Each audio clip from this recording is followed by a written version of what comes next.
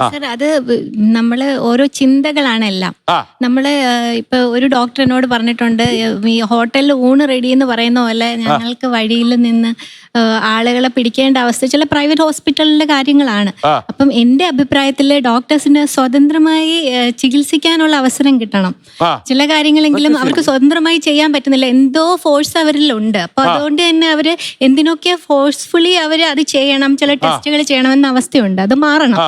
എല്ലാവർക്കും തുല്യമായ രീതിയിലുള്ള ചികിത്സ കിട്ടുന്ന സംവിധാനവും ഈ 5 സ്റ്റാർ ഫെസിലിറ്റി ഉള്ളതുപോലെ തന്നെ ഉണ്ടാവണം. ഈക്വലി ഫ്രീഡം എന്ന് പറഞ്ഞ കാര്യം പറഞ്ഞു, പക്ഷെ അതേപോലെ തന്നെ ഒരു മോണിറ്ററി ഇമ്പോർട്ടൻസും വരുന്നുണ്ട്. സോ അതുകൊണ്ടാണ് പൊതുവെ ആൾക്കാർ ഗവൺമെന്റ് ഹോസ്പിറ്റൽസിനെ പ്രിഫർ ചെയ്യുന്നത്. സോ അങ്ങനത്തെ സാഹചര്യങ്ങൾ സാമ്പത്തിക രീതിയിൽ വരുന്നുണ്ട്. അപ്പം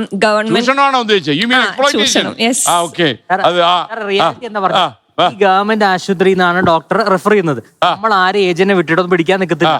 അവരെ കൊണ്ടുവരുന്ന റിഫറൽ ഭാഗമായിട്ട് വരുന്ന ആ ഗവൺമെന്റ് ആശുപത്രി ഡോക്ടർ നമ്പർ 1. ശരിക്കും പറഞ്ഞ വില്ലൻ അവിടെ അതാണല്ലോ.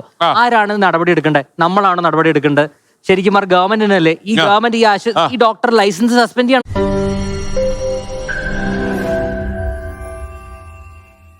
ലോകത്തെവിടെയായാലും ഏത് സമയത്തും 24 വാർത്തകളും ഓഗ്മെന്റഡ് റിയാലിറ്റി പാക്കേജുകളും എക്സ്പ്ലെയിനറുകളും വിശദമായി കാണാൻ ഞങ്ങളുടെ യൂട്യൂബ് ചാനൽ നിങ്ങൾക്ക് സബ്സ്ക്രൈബ് ചെയ്യാം.